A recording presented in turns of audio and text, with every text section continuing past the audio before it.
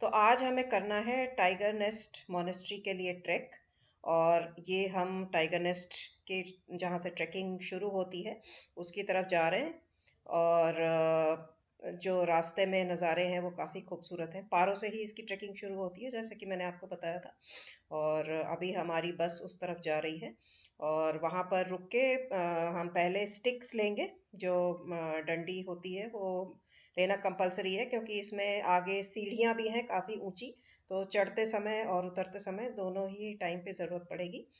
Trekking जो है मैं करीब 5 साल के बाद कर रही थी लंबे डिस्टेंस का, लेकिन ये राउंड ट्रिप्स अराउंड 7 किलोमीटर्स है और करीब 7 घंटे लग जाते हैं लोगों को।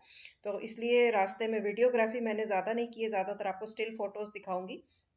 तो ये जो छोटे छोटे आपको ये दिख रहे हैं ये आपको जगह जगह इस तरह से मिलेंगे भूटान में।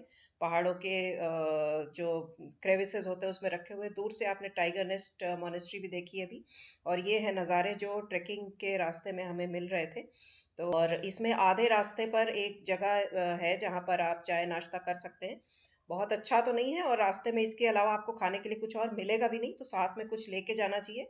ये उसी जगह पर वाइट थ्रोटेड लाफिंग थ्रशेस मुझे दिखे जो कि मैंने पहली बार देखे थे। और इसके बाद में यहाँ पर थोड़ा सा हमने कुछ फ्रेशन अप करके और उसके आगे फिर हम ने ट्रैक रिज्यूम कर लिया। और ये आप दूर से देख रहे हैं टाइगर नेस्ट मोनेस्ट्री किस तरह से क्लिफ पर बनी हुई है और ये करीब 10,500 फीट की हाइट पर है। और जो हम डिस्टेंस कवर करते हैं उसमें हम करीब 1700 फीट कवर करते हैं हाइट में।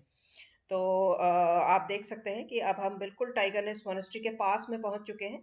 और इसके बाद बहुत सारी सीढ़ियां हैं जो नीचे जाती हैं और फिर एक वाटरफॉल आता है और फिर कुछ सीढ़ियां ऊपर जाती हैं। और फिर हम मोनेस्ट्री के पास पहुंच जाते हैं। वहां पर आपको एंट्री फीस देनी पड़ती है और उसके बाद आपको अपना बैग वगैरह शूज़ बाहर रख के और फिर मोनेस्ट्री में आप एंटर कर पाते हैं। तो ये हमारा टाइगर नेस्ट का ट्रैक था।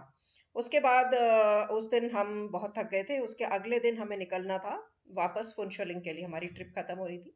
तो हम कुछ सोवेनियर्स वगैरह लेने गए थे। वहाँ पर मैंने थोड़ी बर्ड वॉचिंग की क्योंकि वो जगह जो थी बिल्कुल पारो नदी के किनारे थी। भूटानीज में नदी को चू बोलते हैं तो इसको पारो चू बोला जाता है। तो यहाँ पर आपने हॉक्सन्स रेड स्टार्ट देखा, उसके बाद आप ये प्लम्बियस वाटर रेड स्टार्ट देख रहे हैं। और ये है ब्राउन डिपर। तो यहाँ पर भी काफ़ी सारी बर्ड्स देखने को मिली। और जितनी देर में सोवेनियर शॉपिंग कर रहे थे लोग, मैं ज़्यादातर टाइम अपना इन बर्ड्स के साथ ही बिताया। और बहुत ही खूबसूरत जगह लगी मुझे पारो पूरे भूटान के अंदर। और क्योंकि आज ट्रिप ख़त्म हो रहा था तो सभी को थोड़ा ये था कि आज का दिन बहुत अच्छा बीतना चाहिए। तो हमने अपने गाइड और ड्राइवर से बात की थी तो उन्होंने हमें चलेला ले जाने का ऑफ़र दिया, जो कि भूटान का हाईएस्ट पास है और ये करीब 13,000 फीट की हाइट पर सिचुएटेड है। तो अभी हम चलेला की तरफ जा रहे हैं और हमें खबर ये मिली थी कि वहाँ पे स्नोफॉल हुई है रात में, क्योंकि -16 तक टेम्परेचर वहाँ चला गया था। रास्ते में काफ़ी बर्फ़ हमें पड़ी हुई भी मिली। और दिन के समय भी चलेला पर लगभग टेम्परेचर -10 के आसपास था। और जहाँ हम पहले रुके भूटान में थिम्पू या पारो, तो रात का टेम्परेचर -4 से लेके -6 तक जाता था। तो अभी हम चलेला की तरफ जा रहे हैं। और यहाँ से आपको माउंट चोमोलहारी दिखेगा और आसपास के नज़ारे बहुत खूबसूरत हैं। तो जैसे कि हम सभी को पता है कि जो अभी हाईएस्ट मोटरेबल रोड है वो लद्दाख में है, उमलिंगला। तो ये भूटान का हाईएस्ट मोटरेबल पास है और इसको चलेला कहते हैं।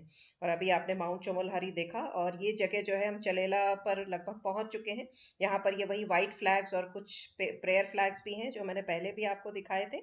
और ये पूरा नज़ारा है वहाँ का 360 डिग्री व्यू। और ये है आपका माउंट चोमोलहारी जो अभी आप देख रहे हैं, ये माउंट चोमोलहारी है। और इस जगह पर इस समय दिन के टाइम भी -10 के आसपास टेम्परेचर था। और आसपास बर्फ़ पड़ी हुई थी, लेकिन उस समय अच्छी धूप थी और फ्रेश गिरती हुई बर्फ़ तो हमें नहीं मिली। लेकिन फिर भी जाकर वहाँ पर अच्छा लगा। और ये एक्सपीरियंस जो हमारा मतलब भूटान ट्रिप में इस एक्सपीरियंस को ऐड करके हमने इस ट्रिप को ऐसा लगा कि अच्छे से कंप्लीट कर लिया। चलेला, ये है भूटान का हाईएस्ट मोटरेबल पास।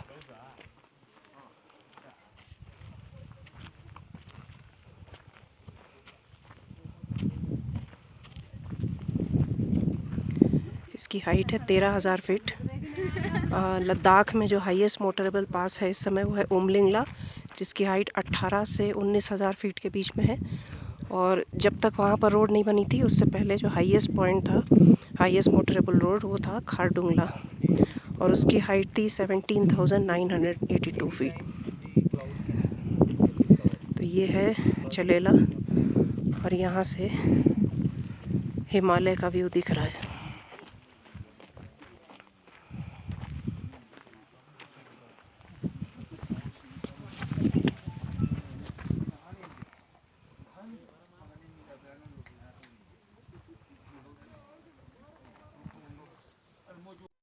तो चलेला से निकलने के बाद हम बढ़ चले आगे फुनचुलिंग की तरफ, जहाँ पर कि हमारा आज का नाइट स्टे होने वाला था।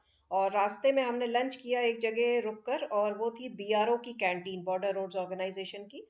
और यहाँ पर हमें बहुत अच्छा इंडियन खाना मिला।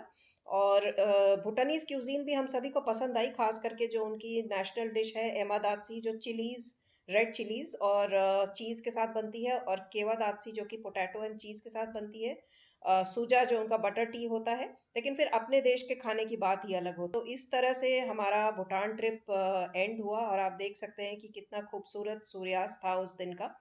और इस सूर्यास्त के साथ ऐसा लगा जैसे कि भूटान ट्रिप जो है हमारा बिल्कुल परफेक्टली एंड हुआ है।